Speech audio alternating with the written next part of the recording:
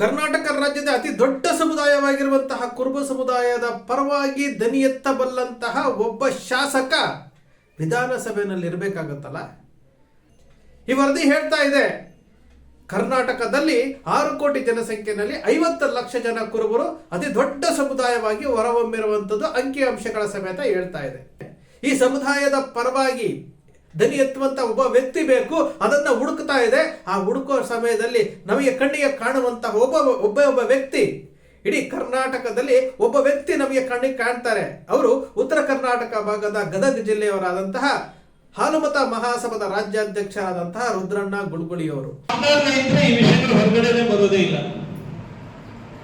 ST ವಿಚಾರಕ್ಕೆ ಬಹುಶಃ 2015ರಿಂದ ನಿರಂತರವಾಗಿ ಹಾಲುಮತ ಮಹಾಸಭಾ ಈ ಹೋರಾಟವನ್ನು ಮಾಡ್ಕೊಂಡು ಬಂದಿದೆ. ಅವತ್ತಿನ ದಿವಸದೊಳಗೆ ಜನರ ಒಂದು ಶಕ್ತಿ ಪ್ರದರ್ಶನ ಆಗ್ಬೇಕಾಗಿತ್ತು. ಅವತ್ತು ಹಾಲುಮತ ಮಹಾಸಭಾ ನವೆಂಬರ್ 6, 2016ರಲ್ಲಿ ಬೆಳಗಾವಕ್ಕೆ ಕರೆ ಕೊಟ್ಟಾಗ, ಯಾಕಂದ್ರೆ ನಾವು ಸರ್ಕಾರದ ಕಣ್ಣು ತರಿಸಬೇಕಾಯ್ತಂದ್ರೆ ನಮ್ಮ ಶಕ್ತಿ ಪ್ರದರ್ಶನ ಮಾಡಬೇಕಾಗಿತ್ತು. ಅವತ್ತಿಂದ ಸೇರಿರ್ತಕ್ಕಂಥ ಸಂಖ್ಯೆ 1 ಲಕ್ಷ ಜನ.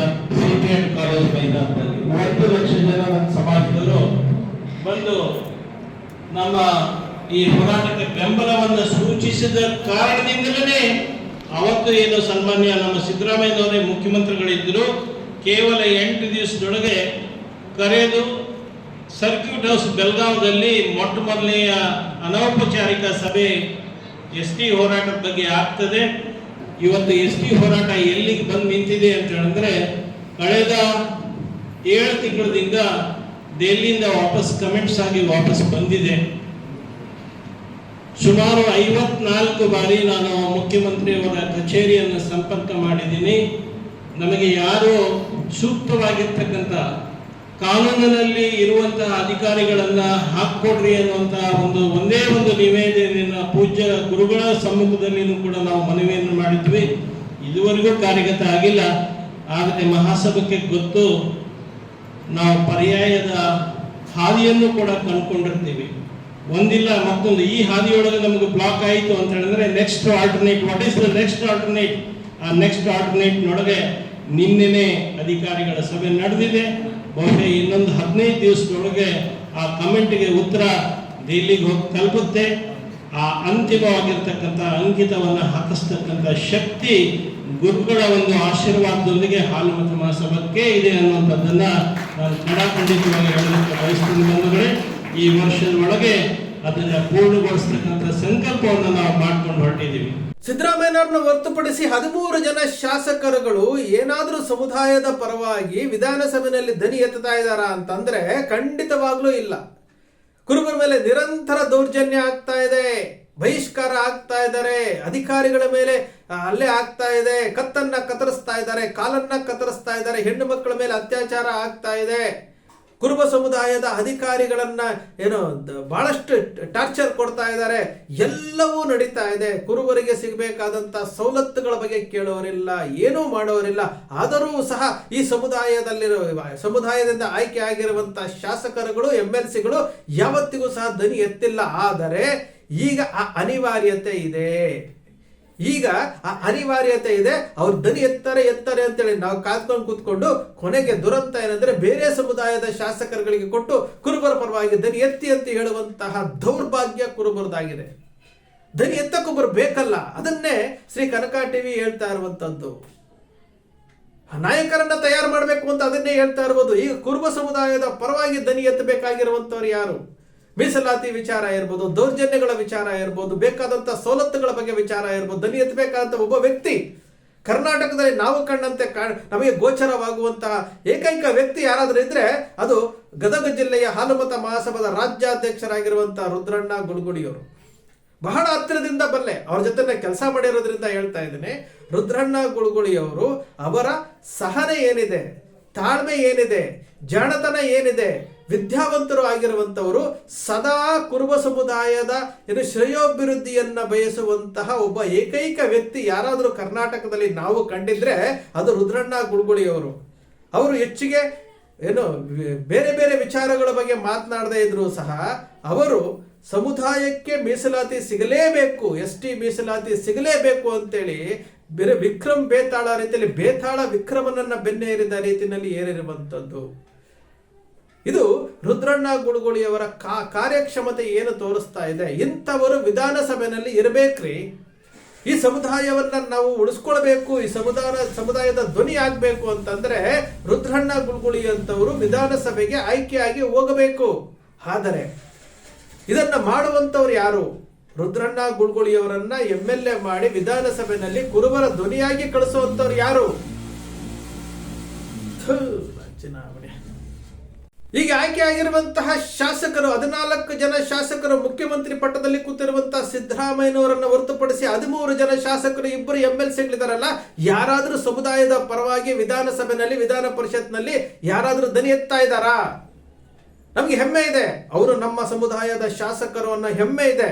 ಆದರೆ ಸಮುದಾಯದ ಪರವಾಗಿ ಧ್ವನಿ ಎತ್ತಬೇಕಲ್ಲ. ಎಂತಹ ದೌರ್ಭಾಗ್ಯ ದುರಂತ ಅಂತಂದ್ರೆ ಬೇರೆ ಸಮುದಾಯದ ಶಾಸಕರಿಗೆ ಹೋಗಿ ಸಮುದಾಯದ ಪರವಾಗಿ ಧ್ವನಿ ಎತ್ತಿ ಅಂತ ಹೇಳುವಂತಹ ದೌರ್ಭಾಗ್ಯ ನಮ್ದು. ಸಮುದಾಯದ ಪರವಾಗಿ ಧ್ವನಿ ಎತ್ತಬೇಕಲ್ಲ. ಇಡೀ ಸಮುದಾಯ, ಅರ್ಥ ಮಾಡ್ಕೊಳ್ಳಿ, ಇಡೀ ಸಮುದಾಯ 2028ರ ನಂತರ ರಾಜಕೀಯ ಕ್ಷೇತ್ರದಲ್ಲಿ ಶೂನ್ಯದತ್ತ ಹೋಗ್ತಾ ಇದೆ. ಯಾರೂ ಸಹ ಧ್ವನಿ ಎತ್ತಲಿಕ್ಕೆ ಈಗಿರುವಂತವರಿಗೆ ಧ್ವನಿ ಎತ್ತಲಿಕ್ಕಾಗಲ್ಲ. ಆನಂತರ ಏನಾಗ್ಬೋದು ಸಮುದಾಯದ ಪರಿಸ್ಥಿತಿ ಅಂತ ನಾವು ಅವಲೋಕನ ಮಾಡಿದ್ರೆ ಖಂಡಿತವಾಗ್ಲೂ ಸಮುದಾಯಕ್ಕೆ ಬಹಳ ಕೆಟ್ಟ ದಿನಗಳು ಹತ್ರ ಬರ್ತಾ ಇದೆ ಅನಿಸುತ್ತೆ. ಅದಕ್ಕೆ ಈ ಸಮುದಾಯದ ಪರವಾಗಿ ಧ್ವನಿ ಎತ್ತಬಲ್ಲಂತವರನ್ನ ಕನಕ ಟಿವಿಯ ಮೂಲಕ ನಾವು ಹುಡುಕ್ತಾ ಇದ್ವಿ, ಯುವ ನಾಯಕರನ್ನ ಹುಡುಕ್ತಾ ಇದ್ವಿ, ಯುವ ನಾಯಕರನ್ನ ಒಗ್ಗೂಡಿಸುವಂತ ಕೆಲಸ ಮಾಡ್ತಾ ಇದ್ವಿ. 2028ಕ್ಕೆ ಕನಿಷ್ಠ ಕುರುಬ ಸಮುದಾಯದಿಂದ 25 ಜನ ಶಾಸಕರುಗಳು ವಿಧಾನಸಭೆಯಲ್ಲಿ ಇರಬೇಕು, ಕಟ್ಟುವಂತಹ ಕೆಲಸ ಮಾಡ್ತಾ ಇದ್ವಿ. ಸಮುದಾಯದ ಪರವಾಗಿ ಧ್ವನಿ ಎತ್ತಬಲ್ಲ ಏಕೈಕ ವ್ಯಕ್ತಿ ಕರ್ನಾಟಕದಲ್ಲಿ 31 ಜಿಲ್ಲೆಯಲ್ಲಿ ನಾವು ನೋಡಿದ ಪ್ರಕಾರ ಗದಗ ಜಿಲ್ಲೆಯ ರುದ್ರಣ್ಣ ಗುಳುಗುಳಿಯವರು, ಹಾಲುಮತ ಮಹಾಸಭಾದ ರಾಜ್ಯಾಧ್ಯಕ್ಷರಾಗಿರುವಂತಹ ರುದ್ರಣ್ಣ ಗುಳುಗುಳಿಯವರು ಏನು 2014ರಲ್ಲಿ ಕಾಗಿನೆಲೆಯಲ್ಲಿ ಚಿಂತನ ಮಂಥನಗಳು ನಡೆದವು. ಸಮುದಾಯದ ಸಂಘಟನೆಯ ಬಗ್ಗೆ ಚಿಂತನ ಮಂಥನಗಳು ಜಗದ್ಗುರುಗಳಾಗಿರ್ಬೋದು, ವಿಶ್ವನಾಥ್ ಅವರಾಗಿರ್ಬೋದು, ಬಂಡಪ್ಪ ಕಾಶಂಪುರ ಆಗಿರ್ಬೋದು, ವಿರೂಪಾಕ್ಷಪ್ಪವರಾಗಿರ್ಬೋದು, ಅರವಿಂದ್ ದಳವಾಯಿ ಅವರಾಗಿರ್ಬೋದು, ಮಲ್ಲಿಕಾ ಗಂಟಿ ಅವರಾಗಿರ್ಬೋದು, ಮತ್ತೆ ಈಶ್ವರಪ್ಪನವರಾಗಿರ್ಬೋದು, ಎಲ್ಲರೂ ಕೂತು 4-5 ಚಿಂತನ ಮಂಥನಗಳನ್ನ ಮಾಡಿ ಸಮುದಾಯದ ಯುವಕರಿಗೆ ಒಂದು ಪ್ಲಾಟ್ಫಾರ್ಮ್ ಕೊಡಬೇಕು ಅಂತೇಳಿ ಹಾಲುಮತ ಮಹಾಸಭಾ ಅಂತೇಳಿ ಹುಟ್ಟಾಕಿ ಮೇ 17ನೇ ತಾರೀಕು ಬೆಂಗಳೂರಿನ ಶಿಕ್ಷಕರ ಸದನದಲ್ಲಿ ಜಗದ್ಗುರುಗಳು ಮತ್ತು ಈಶ್ವರಾನಂದಪುರಿ ಸ್ವಾಮೀಜಿಗಳು, ರೇವಣ್ಣವರು ಮತ್ತು ಈಶ್ವರಪ್ಪನವರ ನೇತೃತ್ವದಲ್ಲಿ ಹಾಲುಮತ ಮಹಾಸಭಾ ಉದ್ಘಾಟನೆ ಆಗುತ್ತೆ. ಅವತ್ತು ರುದ್ರಣ್ಣ ಗುಳುಗುಳಿಯವರನ್ನ ರಾಜ್ಯಾಧ್ಯಕ್ಷರನ್ನಾಗಿ ಆಯ್ಕೆ ಮಾಡ್ತಾರೆ. ಆವತ್ತಿನಿಂದ ಇವತ್ತಿನವರೆಗೂ, ಈ ಕ್ಷಣದವರೆಗೂ, ಅಂದ್ರೆ ದಶಮಾನೋತ್ಸವವನ್ನು ಆಚರಿಸಿಕೊಳ್ಳುತ್ತಿರುವಂತಹ ಹಾಲುಮತ ಮಹಾಸಭಾದ ರಾಜ್ಯಾಧ್ಯಕ್ಷರಾಗಿ ತಾಳ್ಮೆಯನ್ನು ಕಳೆದುಕೊಳ್ಳದಂತಹ ಸಹನಶೀಲರಾಗಿ, ವಿದ್ಯಾವಂತರಾಗಿ, ತಂತ್ರ ಚಾಣಕ್ಯ ಹೆಜ್ಜೆಗಳನ್ನ ಇಡುತ್ತಾ ಸಮುದಾಯಕ್ಕೆ ಏನು ಬೇಕು ಅವರನ್ನ ತೀರಾ ಹತ್ತಿರದಿಂದ ಬಲ್ಲವನಾಗಿ ಅವರ ಜೊತೆ ನಾನು ಕೆಲಸ ಮಾಡ್ತಿರೋದ್ರಿಂದ ನಾವು ಹೇಳ್ತಾ ಇದ್ದೀನಿ.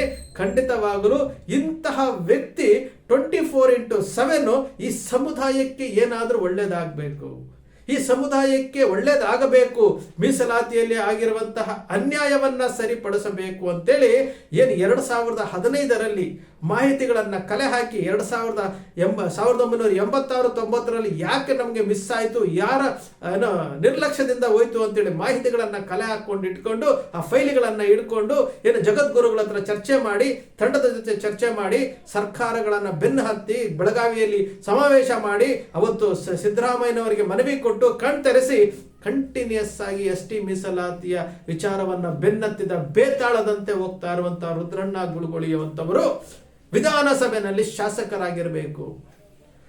ಯಾಕಂದ್ರೆ ಸಮುದಾಯ ಶೂನ್ಯದತ್ತ ಹೋಗ್ತಾ ಇದೆ. 2028ರ ನಂತರ 0 ಹತ್ತ ಹೋಗ್ತಾ ಇರುವಂತಹ ಸಮುದಾಯಕ್ಕೆ ಕೊನೆಯ ಪಕ್ಷ ಸಮುದಾಯದ ಪರವಾಗಿ ಧ್ವನಿ ಎತ್ತಬಲ್ಲಂತಹ ಒಬ್ಬ ವ್ಯಕ್ತಿ ಬೇಕಲ್ಲ.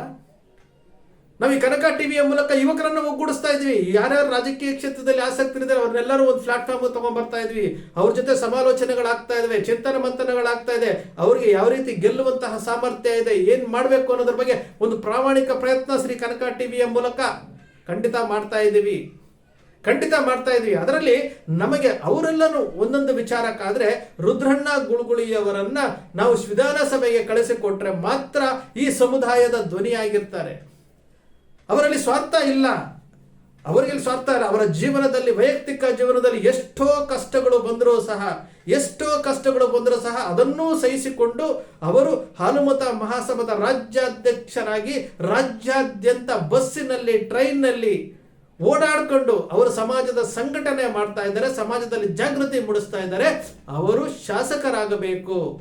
ಶಾಸಕರಾಗಬೇಕಾದ್ರೆ ಏನ್ ಮಾಡಬೇಕು? ಆರ್ಥಿಕವಾಗಿ ಸಶಕ್ತರಲ್ಲ ಅವರು, ಆದರೆ ಸಮುದಾಯದ ವಿಚಾರ ಬಂದಾಗ ದೊಡ್ಡ ಶ್ರೀಮಂತ. ಸಮುದಾಯಕ್ಕೆ ಎಸ್ಟಿ ಮೀಸಲಾತಿ ಸಿಗುವಂತ ವಿಚಾರದಲ್ಲಿ ಹೋರಾಟ ಮಾಡಿ ಕರ್ನಾಟಕ, ದೆಹಲಿ ಕರ್ನಾಟಕ ಮಿನಿಸ್ಟರ್ಗಳು, ಮುಖ್ಯಮಂತ್ರಿ ಮನೆ ಹತ್ರ, ಸಚಿವರ ಹತ್ರ, ಬೇರೆ ಬೇರೆ ಸಚಿವರ ಹತ್ರ, ಅಧಿಕಾರಿಗಳ ಹತ್ರ, ಎಲ್ಲರ ಹತ್ರ ಹೋಗಿ ಕುತ್ಕೊಂಡು ಈ ಕೆಲಸ ಆಗಬೇಕು, ಸಮುದಾಯಕ್ಕೆ ಅನ್ಯಾಯ ಆಗಿದೆ ಅಂತೇಳಿ ಏನು ನಿರಂತರವಾಗಿ ಹೋರಾಟ ಮಾಡ್ತಾ ಇರುವಂತಹ ಒಬ್ಬ ವ್ಯಕ್ತಿ, ಹೃದಯದಲ್ಲಿ ಶ್ರೀಮಂತ, ಸಮುದಾಯದ ಸವಲತ್ತುಗಳನ್ನ ಪಡೆಯೋದ್ರಲ್ಲಿ ಶ್ರೀಮಂತ. ಇಂತಹ ಒಳ್ಳೆಯ ಮನಸ್ಥಿತಿ ಇರುವಂತಹ ಒಬ್ಬ ಶ್ರೀಮಂತ ವ್ಯಕ್ತಿ ಸಮುದಾಯದ ಧ್ವನಿಯಾಗಿ ವಿಧಾನಸಭೆಯಲ್ಲಿದ್ದರೆ ಈ ಸಮುದಾಯಕ್ಕೆ ಧ್ವನಿ ಆಗ್ತಾರೆ. ಒಬ್ಬ ವ್ಯಕ್ತಿಯನ್ನ ನಾವು ಅವರ ನಡೆಗಳ ಮೂಲಕ ನೋಡಬಹುದು. ಯಾವುದೇ ಸ್ವಾರ್ಥ ಇಲ್ಲ. ನಾನು ಏನಾದರೂ ಸಾಧನೆ ಮಾಡಬೇಕು, ಸಮುದಾಯದ ಹೆಸರಿನಲ್ಲಿ ನಾನು ಆ ಸಾಧನೆ ಮಾಡಬೇಕು, ಈ ಸಾಧನೆ ಮಾಡಬೇಕು, ನನ್ನ ಹಣ ಮಾಡಬೇಕು, ನನ್ನ ಆಸ್ತಿ ಮಾಡಬೇಕು, ಕುರ್ಬಾ ಅಂತ 3 ಹೆಸರು ಇಟ್ಕೊಂಡು ನಾನು ಏನ್ ಬೇಕಾದರೂ ಮಾಡ್ಬೋದು ಅಂತ ಏನು ಹೊರಟಿದಾರಲ್ಲ, ಅಂತಹ ವ್ಯಕ್ತಿತ್ವ ಅಲ್ಲ ಅದು. ಆ ವ್ಯಕ್ತಿನೇ ಒಂದು ರೀತಿಯಾಗಿ ವಿಶೇಷವಾಗಿ ಕಾಣ್ತಾರೆ ನಮಗೆ. ಅಂತಹ ವ್ಯಕ್ತಿಗಳು ಇವತ್ತು ಸಮುದಾಯ ಉಳಿಬೇಕು ಅಂತಂದ್ರೆ, ಸಮುದಾಯ ಇವತ್ತೇನಾದ್ರೂ ಮುಂದಿನ ದಿನಗಳಲ್ಲಿ, ಯಾಕಂದ್ರೆ ಮುಖ್ಯಮಂತ್ರಿಗಳು ಅವರ ಕುರ್ಚಿಗೆ ಬೇರೊಬ್ಬರು ಪರ್ಯಾಯವಾಗಿ ಬರ್ತಾ ಇದ್ದಾರೆ, ಒಪ್ಪಂದ ಆಗಿದೆ ಅಂತ ಹೇಳುವಂತಹ ಸಮಯದಲ್ಲಿ 2028 ಕೊನೆಯ ಪಕ್ಷ 2028ರ ನಂತರವಾದರೂ ಈ ಸಮುದಾಯಕ್ಕೆ ದನಿ ಎತ್ತಬಲ್ಲಂತ ಒಬ್ಬ ವ್ಯಕ್ತಿ ಬೇಕಲ್ಲ. ನಾವು ನಮ್ಮ ಮನೆ, ನಮ್ಮ ಕುಟುಂಬ, ನಮ್ಮ ಸಂಬಂಧಿಕರು ನಾವೆಲ್ಲ ಚೆನ್ನಾಗಿರ್ಬೇಕು ಅನ್ನಬೇಕಾದ್ರೆ ಇಡೀ ಸಮುದಾಯ 50 ಲಕ್ಷ ಇರುವಂತ ದೊಡ್ಡ ಸಮುದಾಯ ಆಗಿರುವಂತ ಕುರುಬ ಸಮುದಾಯವನ್ನ ಕಾಪಾಡೋದಕ್ಕೆ, ಅದರ ಪರವಾಗಿ ದನಿ ಎತ್ತಕ್ಕೆ ಒಬ್ಬ ಪ್ರತಿನಿಧಿ ಬೇಕಲ್ಲ. ಆ ಪ್ರತಿನಿಧಿ ಯಾರಪ್ಪ ಅಂತಂದ್ರೆ ನಮ್ಮ ಕಣ್ಣು ಮುಂದೆ ಇರುವಂತಹ 50 ಲಕ್ಷ ಕುರುಬರಲ್ಲಿ ಇವತ್ತು 2024ರ ಪ್ರಕಾರ ಕುರುಬರು 58 ಲಕ್ಷ ಕುರುಬರು ಇರಬಹುದು. 58 ಲಕ್ಷ ಕುರುಬರಿಗೆ ಒಬ್ಬ ದನಿ ಎತ್ತಬಲ್ಲಂತ ಒಬ್ಬ ವ್ಯಕ್ತಿ ಬೇಕಲ್ಲ. ಆ ವ್ಯಕ್ತಿ ರುದ್ರಣ್ಣ ಗುಳ್ಗುಳಿಯವರು ಆಗಬಹುದು. ಅವರನ್ನ ರಾಜಕೀಯ ಕ್ಷೇತ್ರದಲ್ಲಿ ಯಾವುದಾದ್ರೂ ಒಂದು ಕ್ಷೇತ್ರಕ್ಕೆ ಅವರನ್ನ ಇಳಿಸಿ ನಾವು ಅವರನ್ನ ಜನಪ್ರತಿನಿಧಿಯನ್ನಾಗಿ ಮಾಡಿ, ಶಾಸಕರನ್ನಾಗಿ ಮಾಡಿ ವಿಧಾನಸಭೆಗೆ ನಮ್ಮ ಧ್ವನಿಯಾಗಿ ಕಳಿಸಬಹುದು. ಇದು ನಮ್ಮ ಮುಂದಿರುವಂತಹ ಆಯ್ಕೆ. ಅದನ್ನ ಮಾಡುವಂತವ್ರು ಯಾರು? ಸಮಾಜನೇ ಮಾಡಬೇಕು. ಉತ್ತರ ಕರ್ನಾಟಕದಲ್ಲಿ ಬಹಳಷ್ಟು ಕ್ಷೇತ್ರಗಳಿದಾವೆ. ಕುರುಬರು ಅತಿ ಹೆಚ್ಚು ಕುರುಬರೇ ಓಟ್ ಹಾಕಿ ಗೆಲ್ಲುವಂತಹ ಕ್ಷೇತ್ರಗಳು ಬಹಳ ಇದೆ. ಅದರಲ್ಲಿ ಬಾದಾಮಿನಲ್ಲಿ ಸಿದ್ದರಾಮಯ್ಯನವರಿಗೆ ಮರುಜೀವ ಕೊಟ್ಟಂತಹ ಬಾದಾಮಿಯೂ ಒಂದು, ರೋಣ ಮತಕ್ಷೇತ್ರವೂ ಒಂದು, ನರಗುಂದ ಮತಕ್ಷೇತ್ರವೂ ಒಂದು, ಈ ರೀತಿ ಕುಂದಗೋಳ ಇರಬಹುದು, ಬಿಜಾಪುರದಲ್ಲಿ ಮುದ್ದೇಬಿಹಾಳ ಇರಬಹುದು, ಇಂಡಿ ಇರಬಹುದು, ಬಬಲೇಶ್ವರ ಇರಬಹುದು, ಬಸವನ ಬಾಗೇವಾಡಿ ಇರಬಹುದು, ಬಾಗಲಕೋಟೆಯಲ್ಲಿ ಬಹಳಷ್ಟು ಬೀಳಿಗಿ ವಿಧಾನಸಭಾ ಇರಬಹುದು, ಬಾದಾಮಿ, ಹುನಗುಂದ, ಈ ಕಡೆ ಬಹಳಷ್ಟು ಬೆಳಗಾವಿ ಜಿಲ್ಲೆಯಲ್ಲಿ ಹರಬಾವಿ ಇರಬಹುದು. ಹರಬಾವಿನಲ್ಲಿ ನೋಡಿ ನಮ್ಮ ಕುರುಬ ಸಮುದಾಯದ ಮತಗಳಿಂದ ಕುರುಬರನ್ನ ವಿಶ್ವಾಸದಲ್ಲಿ ತೆಗೆದುಕೊಂಡು ನಿರಂತರವಾಗಿ ಗೆಲ್ತಾ ಇರುವಂತಹ ಹರಬಾವಿ ಮತಕ್ಷೇತ್ರ ಇರಬಹುದು, ಚಿಕ್ಕೋಡಿ ಮತಕ್ಷೇತ್ರ ಇರಬಹುದು, ಸೌದತ್ತಿ ಮತಕ್ಷೇತ್ರ ಇರಬಹುದು, ರಾಮದುರ್ಗ ಮತಕ್ಷೇತ್ರ ಇರಬಹುದು, ಗೋಕಾಕ್ ಮತಕ್ಷೇತ್ರ ಇರಬಹುದು, ಬಹಳಷ್ಟು ನಿಪ್ಪಾಣಿ ಮತಕ್ಷೇತ್ರ ಇರಬಹುದು. ಇದೆಲ್ಲವೂ ಸಹ ಕುರುಬರು ಡಾಮಿನೇಟ್ ಇರುವಂತದ್ದು. ಇಂತಹ ಮತಕ್ಷೇತ್ರಗಳಲ್ಲಿ ಒಂದು ಕ್ಷೇತ್ರದಲ್ಲಿ ಜನ ಮನಸ್ಸು ಮಾಡಿ, ಹೌದಪ್ಪ ನಮ್ಮ ಸಮುದಾಯದ ಧ್ವನಿ ಆಗಬೇಕು, ನಮ್ಮ ಸಮುದಾಯ ಉಳಿಸ್ಕೊಳ್ಳೇಬೇಕು, ನಮ್ಮ ಸಮುದಾಯವನ್ನ ಉಳಿಸ್ಕೊಳ್ಳೋದಕ್ಕೆ ಈ ಒಂದು ನಿರ್ಧಾರ ನಾವು ಮಾಡಬೇಕು, ನಾವೆಲ್ಲರೂ ಸೇರಿ ಕೈ ಜೋಡಿಸಿ ಈ ವ್ಯಕ್ತಿಯನ್ನ ನಾವು ಶಾಸಕರನ್ನಾಗಿ ಮಾಡಿ ನಮ್ಮ ಧ್ವನಿಯಾಗಿ ನಾವು ವಿಧಾನಸಭೆಗೆ ಕಳಿಸ್ಬೇಕು ಅಂತ ನಿರ್ಧಾರ ಮಾಡಿದ್ರೆ ಇದ್ಯಾವುದು ಅಸಾಧ್ಯ ಅಲ್ಲ. ಆದರೆ ಸಮುದಾಯ ಯೋಚನೆ ಮಾಡಬೇಕು. ಯಾಕೆಂದ್ರೆ ಸಮುದಾಯ ಇವತ್ತು ಅವನತಿಯತ್ತ ಸಾಗ್ತಾ ಇದೆ. ಶಿಕ್ಷಣ ಸಂಸ್ಥೆಗಳಿಲ್ಲ, ಒಂದು ಡಿಗ್ರಿ ಕಾಲೇಜ್ ಇಲ್ಲ, ಒಂದು ಬ್ಯಾಂಕ್ ಇಲ್ಲ, ಒಂದು ಉದ್ಯಮ ಇಲ್ಲ, ರಾಜಕೀಯ ಕ್ಷೇತ್ರ 0 ಆಗ್ತಾ ಇದೀವಿ. ನಾಳೆ ಮೀಸಲಾತಿಯ ವಿಚಾರದಲ್ಲಿ ಬಹಳಷ್ಟು ತೊಂದರೆಗಳು ಆಗ್ತಾ ಇದ್ದಾವೆ. ಅದನ್ನ ತಪ್ಪಿಸ್ಬೇಕು ಅಂತ ನಡೀತಾ ಇದೆ.